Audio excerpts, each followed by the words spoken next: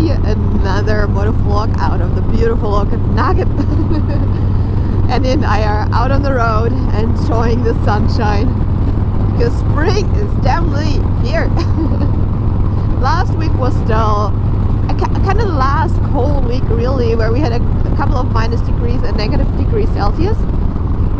But from now on, we're only looking at like double digits, positive, like 10 degrees and such, and sunshine, which is freaking amazing. So we are obviously out on the road and enjoying the sunshine. And a couple of other motorcycles were already spotted as well. I mean, we of course at this point are not the only ones having the same idea and just can't find the riding itch any longer. And I can't blame them. However, this video is not necessarily targeted towards like people who are riding longer. It's more of like you're just getting into it, you just start to ride or thinking about starting to ride, and are thinking of like, which motorcycle could I buy first? Which one is the best beginner's bike for me to get started on? And then because I'm riding the Heritage Classic, it comes along with the question, is the Heritage Classic a good beginner bike? So let's dive into it.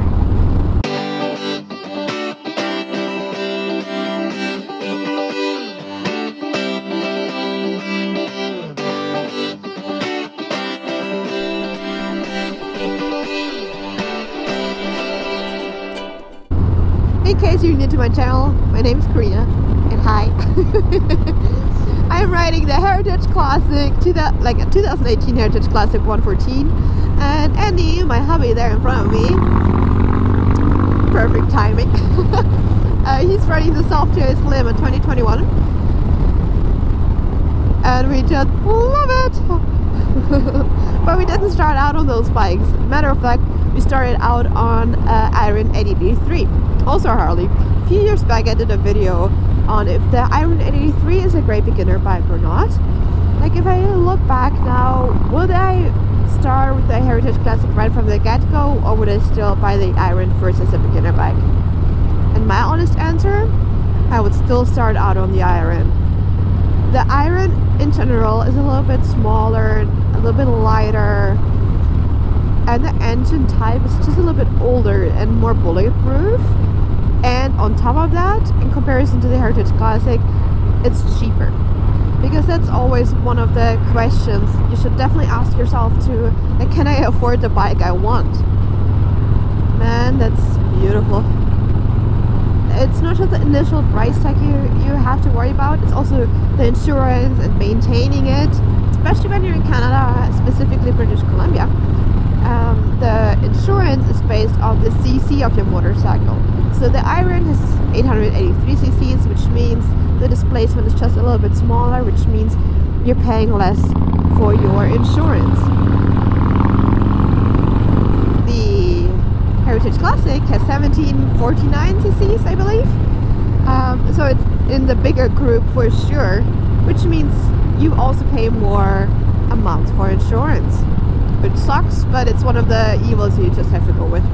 Gas you still need for both motorcycles, so there is no difference really. And service-wise, there's also not significantly big of a difference between the Iron and the Slim, price-wise or like scheduling-wise. But if you want to take the money aspect aside just for now, handling-wise, learning-wise, it's still easier to learn on the Iron, just because the bike is lighter, it's a little bit thinner, it's easy to reach the floor. It's easier to reach the ground. Oh my gosh. So especially if you're a shorter rider like myself, I'm only 5'3", to get comfortable and build up confidence on a motorcycle, the Iron was great.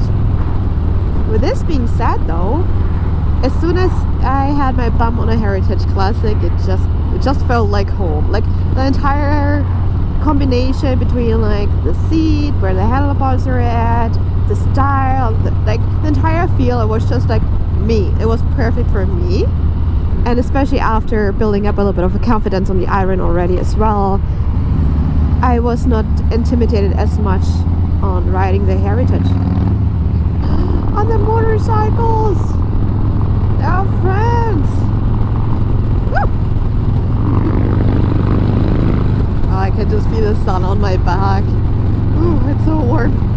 The Okinawan sun for sure is strong, especially in March. Just while we are accelerating here, the Heritage has quite a bit more power than the Iron. However, you're still you are still in control of your throttle. So if you don't feel as comfortable just speeding up as fast, just don't do it. But if this is something that intimidates you at the beginning, especially as a new rider, it might be another point towards the sporty or like just a smaller bike in general. Because one thing you definitely have to keep in mind too, the Iron, well, specifically if you compare to the Iron, but also in general, all smaller bikes usually are a little bit lighter.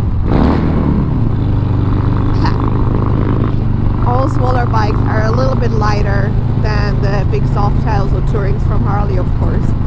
So, I mean, God forbid you drop the bike, because, I mean, it happens fast as anything. It's easier for you to pick up the motorcycle yourself, rather than if you have like a big bagger or a Softail. All of these bikes really come only in play, though, when you're thinking about being like a shorter person or a shorter female. If you are a 6 foot tall guy who is super strong, I mean, these points of course don't apply, right? Overall, it comes down to what you're feeling comfortable on spending for the motorcycle, and when you're sitting on it, if it feels right to you. Because even if you look at a bike online and you like the aesthetics of it, but when you sit on it, it's just not right. It's tough to explain, but you get a feeling towards it if you feel comfortable sitting on it or potentially lifting it up or riding it. So before you buy a bike, definitely try to at least sit on it. Most dealerships won't let you ride when you're a brand new rider, just got your license or don't have your license yet at all. But just sitting on it might give you a great indication on if the bike you are eyeing actually has your name on it or not. For me personally, thinking back, I would have not wanted to change it. I'm so happy that we started out on the Iron, started to learn on it, like took the first bigger trips, because then you also realize how much more comfortable and luxurious like a big Softail can be or is compared to a sporty or any kind of a smaller bike. So just having this in mind and gone through it, I would not want to have switched it or had it any other way. And just because the Iron is she's a little bit thinner, she's a little bit slimmer, a little bit more like narrow and lighter to get started out on, personally for me, absolutely the right choice. Even though I'll absolutely love my Heritage Classic, I would have not wanted this bike as a beginner bike. However, like I said, it is at the end, it is completely up to you. So if we summarize this video, if you're just about to buy your first motorcycle, if you have not ridden anything before or don't have the influence of anybody, like a friend or family member who took you on motorcycles or on rides before, or can guide you a little bit through it, and or you don't even know if you like riding at the end or you don't, because that was also like a factor of ours, because we didn't know if we end up liking it as much as we ended up liking it. You might want to start out just on a little bit of a smaller bike, but at the same time, you're you. Only you know what you're feeling comfortable with, and everything goes on to comes back to practice as much as we can, ride conscious, and just don't overestimate you or your skills, and just practice. Really, that's all it comes down to. And then just really enjoy it and have fun and riding safe, because in my opinion, riding motorcycles is the best therapy that's out there. So I hope this video was at least a little bit helpful in your decision making process. And let me know down in the comments below if you're actually looking for a new bike, or if you are in the market to just get started, or I'm playing with the idea to just get into the world of motorcycles.